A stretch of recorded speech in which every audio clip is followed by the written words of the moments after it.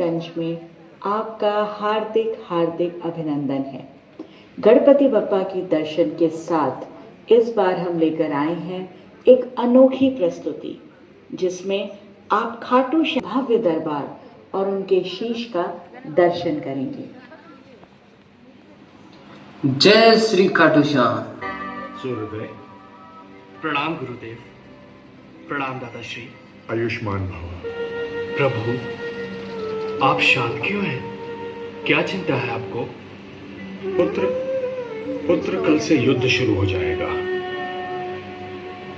देखें, निर्णय की ओर जाता है। मेरे होते आपको चिंता करने की कोई आवश्यकता नहीं है।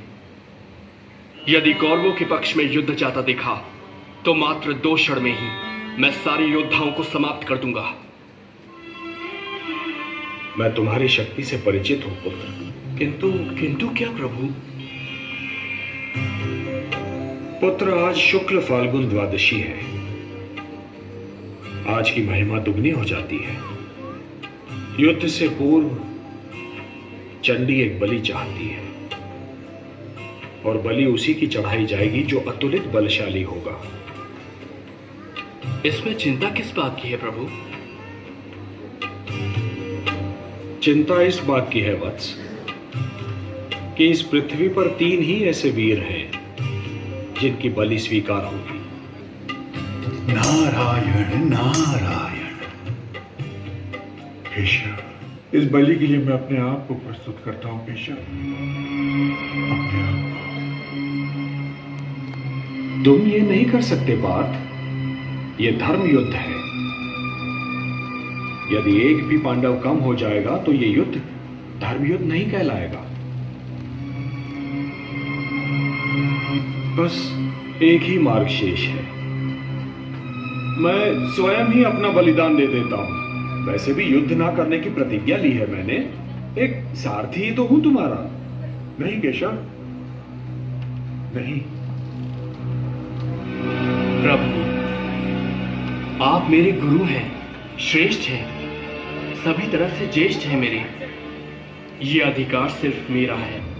उठाइए ये शस्त्र और मेरे शीश को धड़ से अलग करके चंडी मां को बलि चढ़ाइए। मैं ऐसा नहीं कर सकता। यदि मैंने ऐसा किया तो यह बलिदान नहीं होगा, हत्या होगी।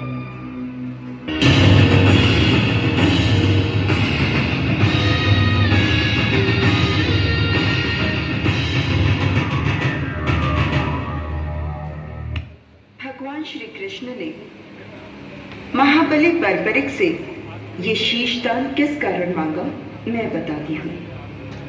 ब्रह्मदेव द्वारा घमंड करने पर इन्हें ये श्राप दिया गया कि अगले जन्म में जब पृथ्वी पर धर्म की रक्षा के लिए युद्ध होगा, तब श्री कृष्ण के द्वारा इन्हें मोक्ष प्राप्त होगा और वे ही इनकी मृत्यु का कारण बनेंगे। इसलिए इसमें श्री कृष्ण का कोई दोष नहीं। हे देवी, ये एक भक्त का शीश है। इसे अमृत से सींचो और अजरामर बना दो।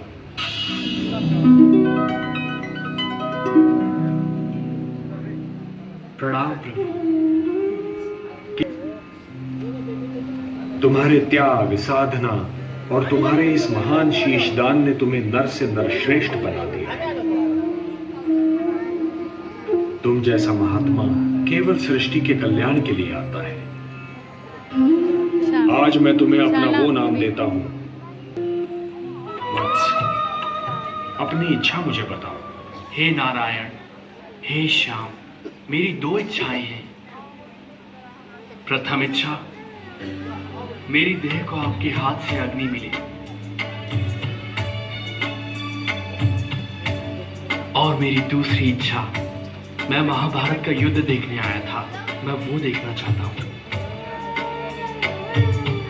तुम्हारी दोनों इच्छाएं पूर्ण होंगी वत्स। तुम्हारे इस शीश का कभी अंत नहीं होगा।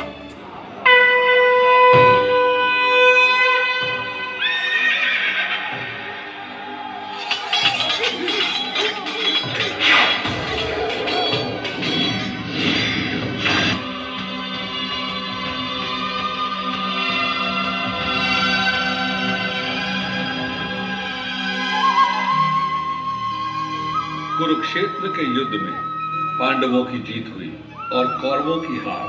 चारों ओर से पांडवों की जय जयकार सुनाई दे रही थी। पांचों पांडव इस युद्ध का श्रेय स्वयं ही ले रहे थे। विवाद कर रहे हैं पुत्र कि इस युद्ध में विजय किसके कारण प्राप्त हुई। इस युद्ध का नायक, इस युद्ध के एक ही महानायक हैं, मेरे गुरुदेव श्री कृष्ण।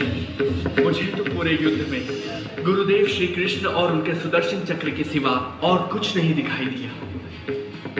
हे शीशदानी, इस युद्ध ने अन्यायी कौरवों को दंड दिया, पांडवों को हस्तिनापुर का राज्य दिया, मानवता को शांति दी, किंतु इस युद्ध ने तुम्हें क्या दिया पुत्र। हे नारायण, ये आप भली भांति जानते हैं, मुझे अपने कर्म का कोई पुरस्कार नहीं चाहिए। हे निष्काम कर्मयोगी, तुम्हारे कर्म का पुरस्कार तो मैं तुम्हें दूंगा। कलयुग में तुम मेरे ही नाम से जाने जाओगे और मेरी सारी शक्तियां तुम में निहित होंगी। जो भी मनुष्य तुम्हारी पूजा करेगा उसकी सारी मनोकामनाएं पूर्ण होंगी। मेरे लिए क्या आज्ञा है प्रभु। पुत्र, कलयुग का प्रसार बढ़ते ही तुम खाटू नाम के स्थान पर प्रकट हो जाना। वहां की भूमि अत्यंत पवित्र और पावन है। खंडेला का राजा अत्यंत धार्मिक प्रवृत्ति का है।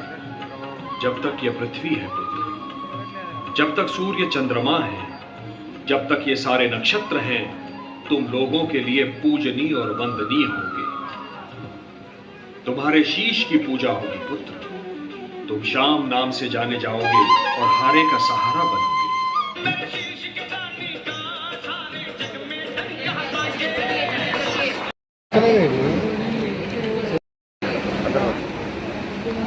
चले भैया